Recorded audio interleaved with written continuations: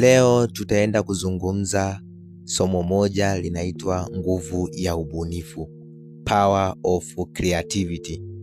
Tupo katika ulimwengu ambao ubunifu unahitajika sana kila mahala. Iwe wewe ni mkulima, mfugaji, mfanyabiashara au mjasiriamali. Kila mtu anafanya kitu sawa, lakini wale wanaojitofautisha ndio wanaoibuka na kufanikisha ndoto zao.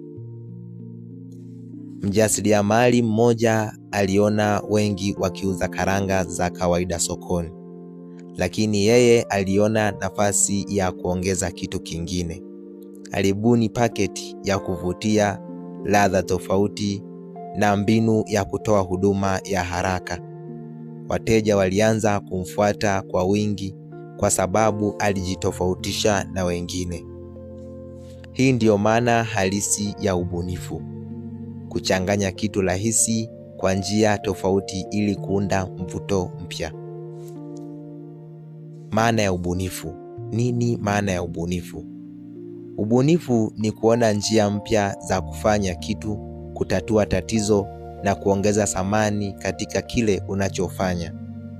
Ni nguvu ya kipekee ya kila mtu kuibua tofauti na kuibua mvuto hata bila hela kubwa au mashine za kisasa.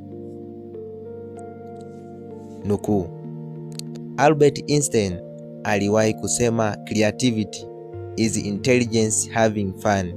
Ubunifu ni akili ikijifurahisha.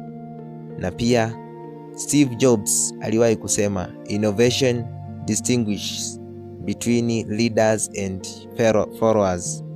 Ubunifu hutofautisha viongozi na wafuasi. Ubunifu si tu kuunda kitu kikubwa, bali pia ni kuchanganya vipaji vyako na kuibua tofauti. Swali la kujiuliza. Leo, kwenye huduma unayotoa au biashara ulionayo, umepanga kuweka ubunifu gani ili kuongeza wateja, kuongeza mvuto wa kutafutwa au kujitofautisha na wengine? Kugundua hii ndio mwanzo wa kupiga hatua na kuwaacha wengine nyuma. Ubunifu ni nguvu yako ya kipekee. Usitumie tu kufanana na wengine. Tumia ubunifu wa kila siku kufanya kitu tofauti, kuvutia wateja na kuibuka katika kile unachofanya. Imani yako na juhudi zako ndizo zitakazobadili ulimwengu. Bye.